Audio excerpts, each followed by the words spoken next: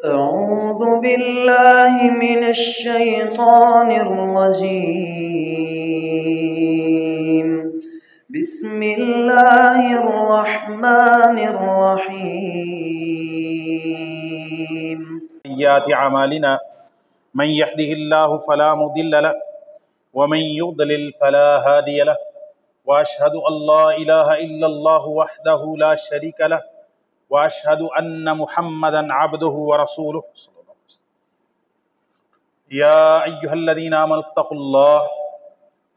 حق تقاته ولا تموتن إلا وأنتم مسلمون. يا أيها الناس اتقوا ربكم الذي خلقكم من نفس واحدة وخلق منها زوجها وبث منهما رجالا كثيرا ونساء واتقوا الله الذي تساءلون به والأرحام إن الله كان عليكم رقيبا. يا أيها الذين آمنوا اتقوا الله وقولوا قولا سديدا يصلح لكم أعمالكم ويغفر لكم ذنوبكم ومن يطع الله ورسوله فقد فاز فوزا عظيما. أما بعد فإن خير الحديث كتاب الله وخير الهدي هدي محمد صلى الله عليه وعلى آله وسلم وشر الأمور محدثاتها وكل محدثة بدعة وكل بدعة ضلالة. ہر قسم کی حمد و ثنا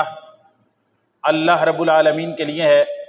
جو ہم سب کا خالق، مالک، رازق اور مدبر ہے، اور پھر لاکھوں کروڑوں درود و سلام ہوں اس ہستی اقدس و مقدس پر کہ جن کا نام نامی اسم گرامی محمد الرسول اللہ صلی اللہ علیہ وآلہ آلہ وسلم ہے۔ گزشتہ خطبہ میں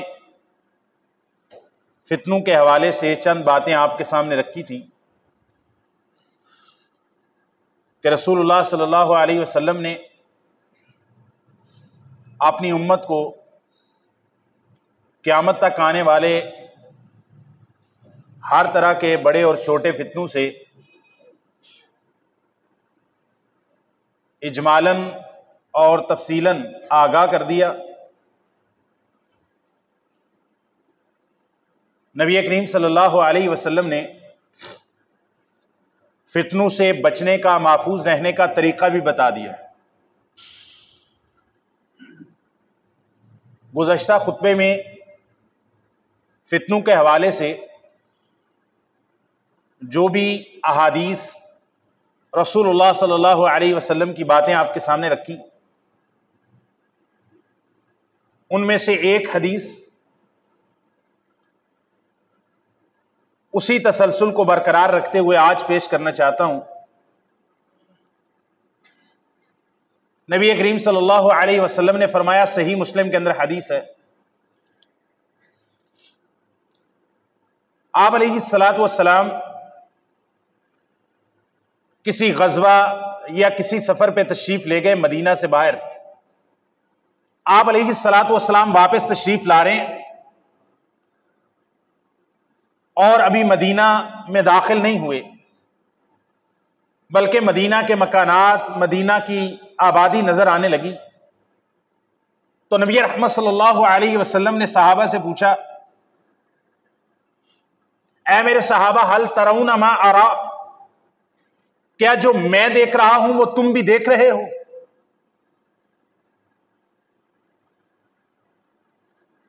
مدینہ شہر، مدینہ کی بستی، آپ مدینہ میں ابھی داخل نہیں ہوئے، سفر سے واپس آ رہے ہیں،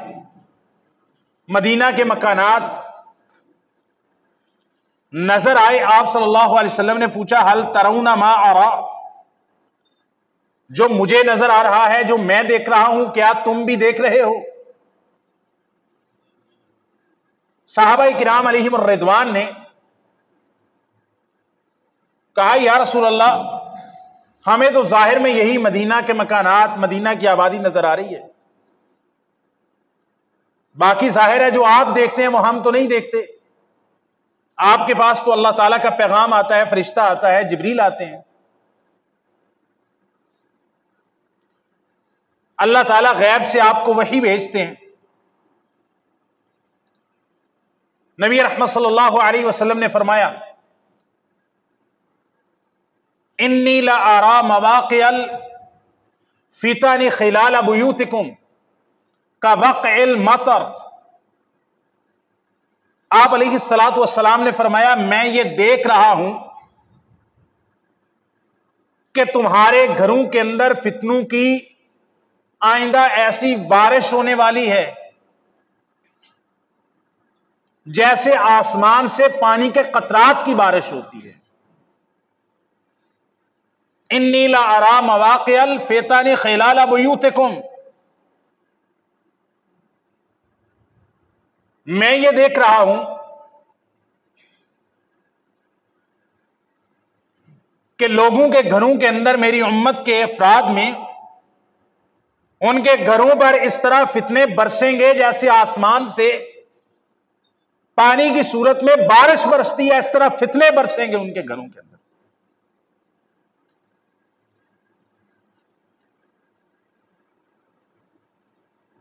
اس حدیث کے اندر بڑی معنویت ہے. فتنوں کے تعلق سے میں اس کو بہت جامع حدیث کہتا ہوں. نبی کریم صلی اللہ علیہ وسلم نے گویا کہ یہاں بنیادی طور پر دو باتوں کی طرف اشارہ کیا ہے. پہلی بات کہ فتنے ایسے ہوں گے جس سے کوئی گھر، کوئی کنبہ آنے والے وقت میں خالی نہیں رہے گا. بارش کے ساتھ مثال دی ہے. جب آسمان سے بارش ہوتی ہے، جب بارش اترتی ہے، تو یہ تو ممکن ہے کہ کسی ایک خطہ ارضی پر بارش ہو رہی ہو اور دوسری پر نہ ہو رہی ہو، لیکن کبھی ایسا نہیں ہوتا کہ ایک مکان پہ بارش ہو رہی ہو اور ساتھ میں پڑوس والے پہ نہ ہو رہی ہو، اور اس کے بعد وہ مکان چھوڑ کر تیسرے پہ ہو رہی ہو، چوتھے پہ نہ ہو رہی ہو. بارش ایسے تو نہیں ہوتی. یہ تو ممکن ہے کہ لالا موسیٰ جیسے شہر ہے ہمارا، کریم پورہ میں بارش ہو رہی ہو، قصبہ محلہ میں نہ ہو رہی، یہ ممکن ہے. لیکن جس ایک مخصوص قطع ارضی پہ بارش برس رہی ہے، اس میں ممکن نہیں ہے کہ ایک گھر میں ہو دوسرا چھوڑ دے، تیسرے میں ہو چوتھا چھوڑ دے، پانچویں میں ہو چھٹا چھوڑ دے. بارش اس طرح تو نہیں ہوتی. تو نبی کریم صلی اللہ علیہ وسلم نے فتنوں کے برسنے کے لیے بارش کے قطرات کے آسمان سے برسنے کی مثال دی. گویا کہ وہ فتنے اس طرح شامل ہوں گے کہ وہ سارے معاشرے کو اپنے کنٹرول میں لے لیں گے. جیسے بارش ہوتی ہے تو جہاں بارش ہوتی ہے وہ ساری جگہ پر یکساں طرح کی ہوتی ہے، جتنے حصے میں. دوسری بات نبی کریم صلی اللہ علیہ وسلم کی اس حدیث سے معلوم ہوتی ہے کہ جو فتنے آئندہ زمانے میں آئیں گے وہ تھوڑے نہیں ہوں گے، ان کی تعداد بہت زیادہ ہوگی. وہ 1 2 4 انگلیوں پہ گننے کے قابل نہیں ہوں گے، کیونکہ نبی کریم صلی اللہ علیہ وسلم نے فتنوں کو آسمان سے اترنے والی بارش کے ساتھ تشبیہ دی ہے، اور بارش کے قطرات کو گنا نہیں جا سکتا، وہ بے شمار ہوتے ہیں. تیسری بات اس حدیث سے یہ سمجھ آتی ہے کہ فتنے اس طرح نہیں آئیں گے کہ ایک دم سے ایک فتنہ آئے اور آدمی کو فوراً ہلاک کر دے، دین سے دور کر دے، بلکہ فتنے بارش کے قطرات کی طرح تھوڑے تھوڑے آہستہ آہستہ آئیں گے کہ جس سے انسان کو غیر محسوس طریقے سے، اگر بارش جس کو آپ کہتے ہیں کہ وہ کلاؤڈ برسٹ ہو گیا، کلاؤڈ برسٹ ہوتا ہے تو چند ہی منٹوں کے اندر اتنا پانی اترتا ہے کہ اس علاقے کے اندر سیلاب آ جاتا ہے. لیکن عام طور پہ بارش ہوتی ہے 1 گھنٹہ 2 گھنٹے، بعض اوقات پورا پورا دن، پوری رات بارش لگی رہتی ہے، لیکن وہ اتنے مقدار اور اس کمال اندازے کے ساتھ ہوتی ہے کہ اتنی لمبی بارش برسنے کے باوجود، اس کے قطرات کی تعداد کے اتنے باوجود کوئی علاقہ عام طور پر اس طرح نہیں ڈوب جاتا. تو نبی کریم صلی اللہ علیہ وسلم نے بارش کے قطرات کے ساتھ تشبیہ دی. اس حدیث پہ میں اس لیے اتنا زیادہ تفصیل میں جا رہا ہوں کہ بھئی نبی کریم صلی اللہ علیہ وسلم کی اس حدیث کو سمجھیے. آپ صلی اللہ علیہ وسلم نے صحابہ کرام کو یہ بات کہی. صحابہ کرام رسول اللہ صلی اللہ علیہ وسلم کے مخاطب تھے، اور وہ خطاب رسول اللہ صلی اللہ علیہ وسلم کا بعض اوقات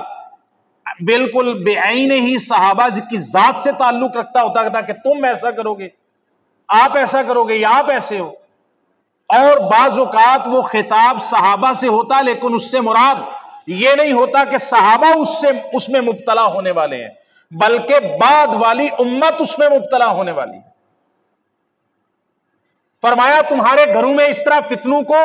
برستے ہوئے دیکھ رہا ہوں جیسے آسمان سے پانی کے قطرات بارش کی صورت میں برستے ہیں. میں نے کہا بارش کے قطرات کی تعداد بہت زیادہ ہوتی ہے. گویا کہ اس حدیث میں معلوم ہوا کہ فتنے آنے والے وقتوں میں امت مسلمہ کو پیش آنے والے اور گھروں کے اندر پیش آنے والے، افراد کو پیش آنے والے، جوانوں کو پیش آنے والے، مرد و زن کو پیش آنے والے فتنوں کی تعداد بہت زیادہ ہوگی. دوسری بات میں نے اس سے یہ آپ کے سامنے رکھی کہ جب بارش برستی ہے، جتنے بھی مخصوص قطع ارضی پہ وہ بارش ہوتی ہے، ایسا نہیں ہو سکتا کہ اس میں ایک گھر پہ بارش ہو، دوسرا محفوظ رہے، تیسرے میں بارش ہو، چوتھا محفوظ رہے، پانچویں میں بارش ہو. اس طرح چھوڑ کر بارش اس طرح سے نہیں ہوتی. جس علاقے میں وہ بارش ہوتی ہے، چاہے وہ ایک بہت ہی تھوڑے آدھے کلومیٹر کے ریڈیس کے اندر ہی ہو، لیکن وہ سب کے اندر یکساں طور پر بارش ہوتی ہے. تو جب کہیں فتنے آتے ہیں، رسول اللہ نے گھروں کے اندر فتنوں کو برسنے کی مثال دی، تو اس کا مطلب ہے کہ ہر گھر فتنے کے لیے تختہ مشق ہے. فتنہ اس پر حملہ کرے گا، ہر گھر میں فتنہ آتا ہے. تیسری نبی کریم صلی اللہ علیہ وسلم کی اس مثال سے کہ فتنے اچانک نہیں آئیں گے، اس طرح نہیں آئیں گے کہ ایک ہی طرح فتنہ آئے اور انسان کو کافر بنا دے، نعوذ باللہ مرتد بنا دے، دین اسلام سے خارج کر دے، بلکہ فتنے تھوڑے تھوڑے کر کے آتے ہیں.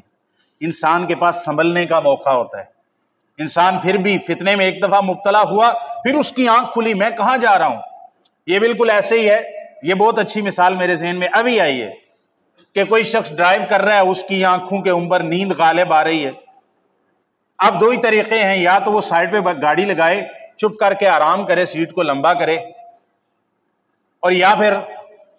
منہ پہ کچھ چھینٹے مار لے یا ڈرائیور چینج کر لے.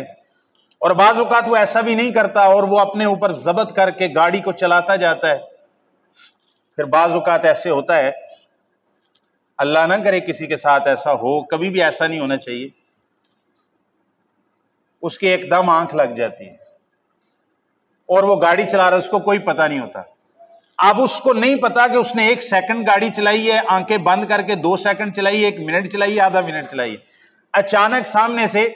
اس کی لائٹ جا کے کسی ٹرک کے ساتھ، کسی گاڑی کے ساتھ ٹکراتی ہے، تو اللہ تعالیٰ نے چونکہ اس کو محفوظ رکھنا ہوتا ہے، اچانک اس کی آنکھ کھل جاتی ہے. اس کو نہیں پتا ہوتا کہ میں کتنی دیر، پتہ نہیں شاید میں نے سیکنڈ کا کچھ 10واں یا 100واں حصہ میری آنکھیں بند ہوئی تھی، یا کئی منٹ تک میری آنکھیں بند، اس کو نہیں پتا ہوتا، لیکن اللہ تعالیٰ اس کو محفوظ رکھتا ہے. میں بالکل یہی مثال دیتا ہوں. فتنے آتے ہیں، حملہ آور ہوتے ہیں، ایسے جیسے اس کی آنکھ لگی گاڑی چلاتے ہوئے، اللہ تعالیٰ کی توفیق شامل حال تھی. فتنے کے اندر اس کی اچانک آنکھ کھلی، اس نے کہا میں کہاں جا رہا تھا. اس نے اپنے دین اسلام کے اوپر اپنے منزل کو، اپنی سٹیرنگ کو سیدھا کر لیا. تو فتنے اس حدیث کے اندر ایسے بھی نہیں آئیں گے کہ اچانک سارے فتنے ٹوٹ پڑیں اور انسان ہلاک ہو جائے. نہیں، اللہ تعالیٰ لا یکلف اللہ نفسا الا وسعها، اللہ تعالیٰ کسی بھی جان کو اس کی وسعت سے زیادہ تکلیف نہیں دیتے کہ جس کو انسان سہار نہ سکے، جس کا مقابلہ نہ کر سکے. اللہ تعالیٰ فتنوں میں بھی اس طرح مبتلا نہیں کرتے. فتنہ ایک آزمائش ہے. نبی کریم صلی اللہ علیہ وسلم کی یہ حدیث ہمیں یہ بتاتی ہے کہ بھئی فتنہ تو ہر جگہ پہ ہوگا. اب میں اس حدیث سے ایک چوتھا نتیجہ بھی نکالتا ہوں، وہ فتنوں سے بچنے کے تعلق سے اسی حدیث سے ہے. اب بارش ہوتی ہے، ہر گھر میں ہوتی ہے. اب کسی کا گھر پکا، کسی کا گھر کچا، کوئی چھپر میں رہ رہا ہے اور کوئی باہر بارش کی صورت میں بغیر چھتری کے، بغیر کسی چھت کے، بغیر گاڑی کے وہ سائیکل پہ، موٹر سائیکل پہ سفر کر رہا ہے، یا کسی کی چھت بالکل گرنے کے قریب ہے، چھت کے اندر دراڑیں پڑی ہیں.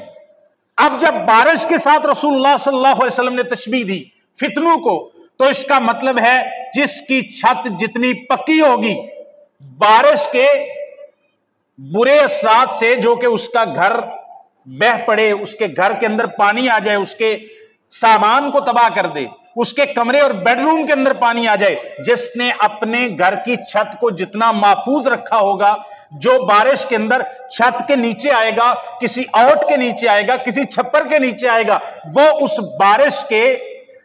ان اثرات سے جو نقصان دینے والے ان سے بچ سکے گا۔ فتنوں کے بارے میں بھی یہی ہے، جس کے اوپر کتاب و سنت کی چھت موجود ہوگی، جو بندہ کتاب و سنت کے مضبوط قلعے کے اندر اپنے آپ کو محفوظ کر لے گا، رسول اللہ صلی اللہ علیہ وسلم نے فرمایا جس طرح آسمان سے پانی کی برسات ہوتی ہے بارش کی صورت میں، فتنے اسی طرح تمہارے گھروں میں برسیں گے جیسے بارش برستی ہے۔ تو بارش سے کے اثرات سے بچنے کے لیے، نقصان سے بچنے کے لیے، بھیگنے سے بچنے کے لیے، اپنے سامان کو بچانے کے لیے ہم چھپر کا انتظام کرتے ہیں، چھتری کا انتظام کرتے ہیں، مضبوط چھت کا انتظام کرتے ہیں، مضبوط گھر کا انتظام کرتے ہیں۔ تو فتنوں کی بارش سے بچنے کے لیے اپنے اوپر اسلام کی چھت رکھنا ہے، کتاب و سنت کی چھت رکھنا ہے۔ اور اسی بات کی طرف آج میں اشارہ کرنا چاہتا ہوں۔ رسول اللہ صلی اللہ علیہ وسلم نے فرمایا کہ جو بندہ جتنا زیادہ فتنوں کے دور کے اندر اللہ تعالیٰ کے قریب ہوگا، تقوی جتنا ہوگا، اتنا فتنے سے بچے۔ رسول اللہ صلی اللہ علیہ وسلم کی ایک حدیث ہے، شاید صحیح مسلم میں موجود ہے یا سنن ابی داؤد کے اندر، آپ نے فرمایا العبادۃ فی الحرج کہجرۃ الی۔ آپ نے فرمایا حرج اور فتنے اور قتل و قتال کے زمانے کے اندر عبادت کرنا وہ اتنا بڑا ہوگا، جس طرح رسول اللہ صلی اللہ علیہ وسلم نے فرمایا فتنے کے زمانے میں عبادت کرنا، اللہ کو یاد کرنا، نماز پڑھنا، روزہ رکھنا، قرآن پڑھنا، فتنے کے زمانے میں بھی عبادت پہ ڈٹے رہنا، آپ صلی اللہ علیہ وسلم نے فرمایا اس کا اجر اتنا زیادہ ہوگا اور یہ اتنا بھاری ہوگا۔ آپ نے فرمایا جیسے کا ہجرت الیہ، فتنے کے زمانے میں عبادت کرنا ایسے ہے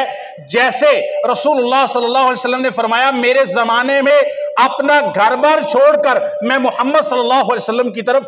ہجرت کر کے آنا اور مدینہ طیبہ ہجرت کر کے آنا جس طرح مشکل ہے اور جس طرح اس کا ثواب ہے، آپ نے فرمایا فتنے کے زمانے کے اندر عبادت پر، اللہ تعالیٰ کے دین پر ڈٹے رہنا اتنا ہی ثواب ہے جیسے محمد صلی اللہ علیہ وسلم کی طرف مدینے کی ہجرت کرنے کا ثواب ہے رسول اللہ کے زمانے کے اندر۔ العبادۃ فی الحرج کہجرۃ الیہ، حرج کے زمانے میں عبادت کرتے رہنا، آپ نے فرمایا ایسے ہی ہے جیسے اپنا گھر بار چھوڑ کر محمد صلی اللہ علیہ وسلم کے شہر اور آپ کی ذات کی طرف ہجرت کر کے آنا دین اسلام کے لیے، جیسے اس کا مقام تھا فتنے کے زمانے میں عبادت کرتے رہنا، رسول اللہ صلی اللہ علیہ وسلم نے فرمایا اس کا ایسا ہی مقام ہوگا۔ آپ صلی اللہ علیہ وسلم نے فرمایا، یہ صحیح حدیث ہے، کتاب الفتن میں ہی آتی ہے، آپ نے صحابہ سے فرمایا اے میرے صحابہ، آج تم جتنا دین کے بارے میں جانتے ہو، اگر اس کا 10واں حصہ بھی چھوڑو گے تو اللہ تعالیٰ کی رضا کو نہیں پا سکو گے، ہلاکت کو پہنچو گے۔ دین اسلام کا 10واں حصہ بھی چھوڑ دو، کیونکہ براہ راست رسول اللہ صلی اللہ علیہ وسلم کے، آپ صلی اللہ علیہ وسلم کے الفاظ سے براہ راست دین سیکھ رہے ہیں، ان کی تربیت کا معیار اور ہے، جیسے ان کے اجر کا بھی معاملہ زیادہ ہے، اگر وہ دین کی حوالے سے کسی سستی کا شکار ہوں تو ان کا گناہ بھی اسی اعتبار سے یا اللہ تعالیٰ کی ناراضگی بھی اسی اعتبار سے۔ فرمایا ایک وقت ایسا آئے گا، صحیح حدیث ہے، آپ نے فرمایا صحابہ ایسا وقت آئے گا دین اسلام کے 10ویں حصے پر بھی جو عمل کر رہے ہیں نا، آپ نے فرمایا وہ ایسا ہی ہوگا جو فتنے کے دور میں بھی عبادت پہ ڈٹا رہے گا۔ آپ نے فرمایا فتنے کے زمانے کے اندر دین اسلام پر ڈٹے رہنا ایسا ہوگا جیسے کوئی شخص اپنے ہاتھ کے اوپر جلتے ہوئے انگارے کو تلی کے اوپر رکھے اور اس کو برداشت کرے، اپنے ہاتھ پہ انگارہ رکھے اور اپنے ہاتھ کے جلنے کو برداشت کرے، آپ نے فرمایا فتنے کے زمانے میں اسلام پہ ڈٹا رہنا، فرمایا 10واں حصہ بھی اسلام کا، جتنا اسلام کو جانتا ہے اس کے 10ویں حصے پر عمل کرنا بھی ایسے ہی ہے جیسے اپنے ہاتھ کے اوپر انگارہ رکھ کے اپنے ہاتھ کی جلن کو برداشت کرنا۔ مشکل دور ہوگا۔ یعنی اس حدیث سے یہ بات نہیں معلوم ہوتی ہے کہ ہم دین اسلام کے فرائض پر عمل کر لیں، ہم دین اسلام کے قطعی محرمات اور حرام چیزوں سے بچ جائیں۔ شاید ہمارے نامہ اعمال کے اندر بہت بڑے بڑے نوافل نہ ہوں، فرائض کی پابندی کر لیں اور حرام چیزوں سے قطعی طور پر بچ جائیں، تو ہو سکتا ہے کہ ہم اللہ تعالیٰ کے عبادت گزار اور اللہ تعالیٰ کے نیک اور مقرب بندوں میں شامل ہو سکتے ہیں۔ اس حدیث کے اندر گویا کہ یہ رخصت بھی ملتی ہے۔ فتنے سے بچنے کا سب سے بہترین طریقہ پچھلی خطبے میں ایک بیان کیا تھا، وہ ارباز ابن ساریہ رضی اللہ تعالیٰ عنہ کی حدیث کہ آپ صلی اللہ علیہ وسلم نے فرمایا جو تم میں سے میرے بعد زندہ رہے گا بڑے اختلاف دیکھے گا، ان اختلافات اور فتنوں میں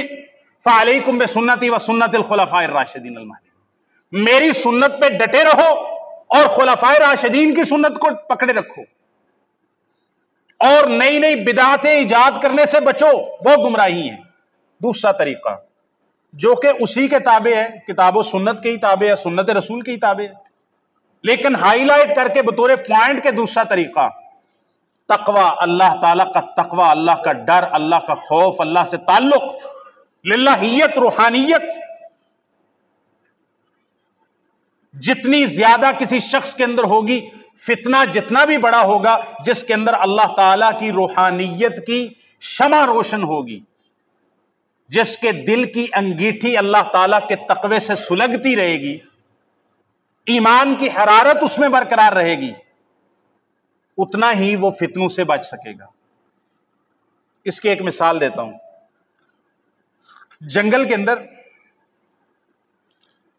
جب لوگ جاتے ہیں، آج بھی یہ طریقہ چلتا ہے، باہر جا کے جو کیمپنگ کرتے ہیں نا لڑکے، اوپر جا کے رات کو کیمپنگ کرتے ہیں، تو اس کا طریقہ کار یہ ہوتا ہے کہ اگر کوئی علاقہ ایسا ہے جو بہت گھنا جنگل ہے، پہاڑی علاقہ، تو رات کو کوئی درندہ، کوئی جانور، اس طرح کا جانور آ جائے رات کو، بھیڑیے وغیرہ اور دوسری چیزیں، پھر اس کے لیے طریقہ کار کرتے ہیں کہ اپنے کیمپ کے آس پاس آگ کا ایک الاؤ روشن کر کے سوتے ہیں، کیونکہ کوئی بھی اس طرح کی درندہ، کوئی موذی جانور آئے گا تو بہرحال آگ کو دیکھ کر وہ ذرا باز رہے گا، اور اگر کوئی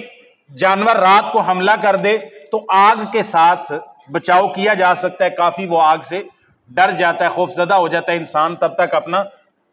ریسکیو ہو سکتا ہے۔ یہ جو تقوی ہے نا انسان کے دل کے اندر، اللہ کا ڈر، اللہ کا خوف، یہ وہ انسان کے ہاتھ کے اندر ایک الاؤ ہے، ایک مشعل ہے، جس کے اوپر فتنے کا بیڑیا، فتنے کا درندہ اس کے اوپر حملہ آور ہو کے اس کے گوشت پوش کو نوچ ڈالنا چاہتا ہے، وہ اس مشعل تقوی کی مشعل کے ساتھ فتنے کو آپس نے اپنے سے باز رکھ رہا ہے۔ یہ تقوی ایسی چیز ہے۔ رسول اللہ صلی اللہ علیہ وسلم نے فرمایا، یہ سنن ابی داؤد کے اندر حدیث ہے، آپ سے پوچھا گیا ما اکثر ما يدخل الناس الجنہ، یا رسول اللہ سب سے زیادہ لوگوں کو جنت میں داخل کرنے والی چیز کیا ہوگی؟ آپ نے فرمایا تقوی اللہ و حسن الخلق، ایک اللہ کا تقوی سب سے زیادہ لوگوں کو جنت میں لے کے جائے گا، اور ایک حسن اخلاق، جس کا اخلاق جتنا اچھا ہوگا، تقوی کے بعد سب سے زیادہ جنت میں لے جانے کا سبب بننے والی چیز حسن اخلاق ہے۔ نبی کریم صلی اللہ علیہ وسلم نے سیدنا ابو ذر رضی اللہ تعالیٰ عنہ کو کہا، جامع ترمذی کے اندر حدیث ہے، اتق اللہ حیث ما کنت، جہاں بھی ہو، جس حالت میں بھی ہو، خلوت میں ہو یا جلوت میں ہو، آپ نے فرمایا اللہ تعالیٰ سے ڈرتے رہے۔ سیدنا علی رضی اللہ تعالیٰ عنہ نے فرمایا التقوی هو الخوف من الجلیل والعمل بالتنزیل والاستعداد لیوم الرحیل۔ تقوی کس کو کہتے ہیں؟ سیدنا علی رضی اللہ تعالیٰ نے فرمایا هو الخوف من الجلیل، اللہ رب العالمین کے جلال سے ڈرنا، والعمل بالتنزیل، قرآن مجید کے اوپر عمل کرنا، والاستعداد لیوم الرحیل، اس دنیا سے کوچ کر جانے والے دن یعنی آخری اور اپنے موت کے بعد کے ایام کے لیے، بعد کی زندگی کے لیے تیاری کرنے کا نام، 3 چیزوں کا نام تقویٰ ہے۔ اللہ تعالیٰ سے ڈرنا تاکہ برائی سے بچے، کتاب قرآن مجید کے اوپر عمل کرنا تاکہ زندگی درست ہو سکے، اور آخرت کی تیاری کرنا تاکہ جہنم کے عذاب سے بچ سکے، اس کا نام تقویٰ ہے۔ آپ نے فرمایا تقویٰ ہا ہونا، آپ نے اپنے سینہ یا تھر کی طرف اشارہ کر کے کہا تقویٰ یہاں ہوتا ہے۔ جسم کے اندر ایک لوتھڑا ہے گوشت کا، اگر وہ صحیح تو سارا جسم صحیح، اگر وہ خراب تو سارا خراب۔ آپ نے فرمایا الا وہی القلب، وہ بندے کا دل ہے، مرکزیت دل کو حاصل ہے۔ میرے بھائیوں، میرے دوستو، آج کے خطبہ کے اندر پچھلے خطبہ جو فتنوں کے حوالے سے بیان کیا تھا اسی کے ساتھ تعلق جوڑتے ہوئے ایک بات رکھی آپ کے سامنے کہ فتنوں کی کثرت ہوگی، حدیث سے معلوم ہوتا ہے کوئی فتنے سے بچے گا نہیں، اس معنی کے اندر کہ فتنہ حملہ آور تو سب سے ہوگا، فتنوں کی کثرت ہوگی، فتنے تھوڑے تھوڑے ہوں گے لیکن تعداد میں زیادہ ہوں گے، بچے گا وہ جس کے اوپر شیلٹر موجود ہوگا۔ اور بچنے کا کتاب و سنت کو تھامنے کے علاوہ خاص آج کے خطبہ کے اندر ایک چھوٹی سی بات بیان کی، اللہ کا تقوی، اللہ کا خوف۔ اور تقوی نام ہے فرائض میں کوتاہی نہ کرو اور حرام کا ارتکاب نہ کرو، اس کا نام تقوی ہے۔ اللہ تعالی ہمیں ظاہری اور باطنی ہر طرح کے فتنوں سے نجات عطا فرمائے۔ اعوذ باللہ من الشیطان الرجیم، بسم اللہ الرحمن الرحیم۔